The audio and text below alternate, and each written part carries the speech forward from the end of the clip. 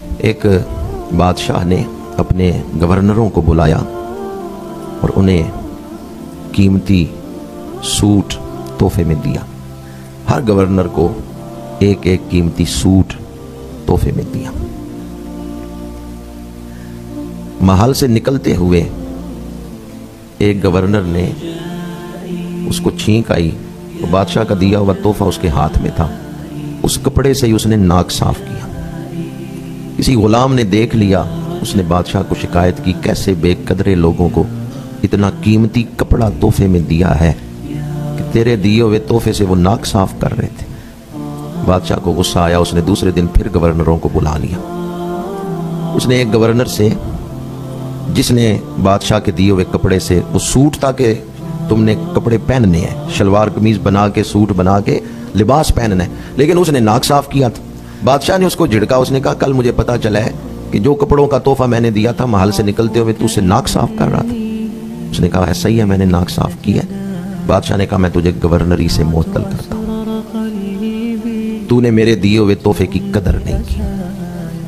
انہی گورنروں میں ایک گورنر آگے بڑھا اور اس نے کہا بادشاہ سلامت، میں گورنری سے استعفیٰ دیتا ہوں، مجھے گورنری نہیں چاہیے. بادشاہ نے کہا کیوں؟ تمہیں تو میں ناراض نہیں ہوا، تم کیوں استعفیٰ دے رہے ہو؟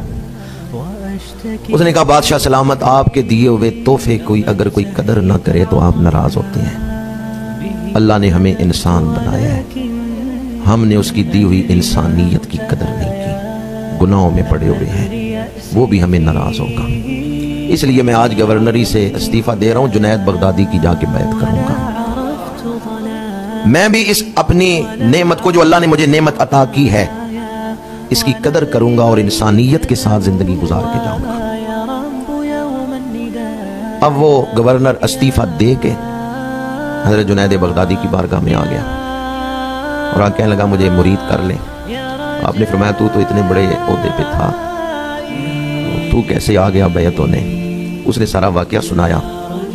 اس نے کہا جب میں نے یہ بات دیکھی کہ بادشاہ کے تحفے کی ناقدری کی جائے تو وہ ناراض ہوتا ہے، میرے ذہن میں آیا کہ اللہ نے ہمیں بھی تحفہ دیا ہے، انسان بنایا ہے، تکریم آدمیت کا لباس پہنایا ہے، ہم اس کی گناہوں کے ساتھ ناقدری کر رہے ہیں. تو میں نے فیصلہ کیا کہ میں گورنری چھوڑ دوں اور اللہ اللہ کرتے زندگی گزاروں. مرشدوں نے فرمایا تو اللہ اللہ کرنے کے قابل نہیں ہے، تیرے اندر میں ہی بڑی ہے. تو نے کہا میں نے دیکھا، میں نے فیصلہ کیا، میں نے استعفیٰ دیا، تیرے اندر تو میں ہی بڑی ہے، تو میری بیعت ہونے کے لائق نہیں ہے، جا پہلے اپنی میں کو ختم کر کے آ.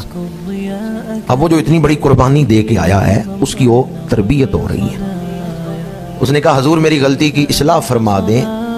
آپ نے فرمایا تیری غلطی یہ ہے، کتنے گورنر تھے وہاں؟ اس نے کہا میرے علاوہ اور بھی تھے، کوئی 8-10 گورنر تھے.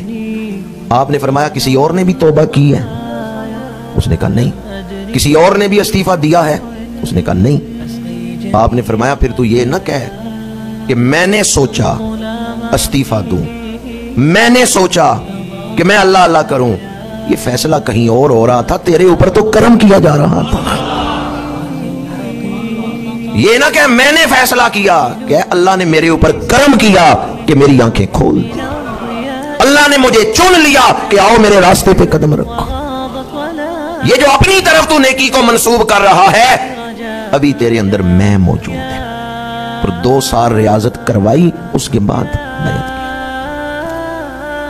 تو میں آپ کی خدمت میں جو بات عرض کرنا چاہتا ہوں وہ یہ ہے کہ اس مہینے کی عظمت پہچانیں. بادشاہ کے دیے ہوئے تحفے کو ناک صاف کرنے میں استعمال نہ کریں، یہ قیمتی تحفہ ہے. جب میرے آقا کریم نے فرمایا یا ایھا الناس قد اظلکم شہر عظیم، تو جسے حضور فرمائیں یہ عظیم ہے وہ قیمتی ہے یا نہیں؟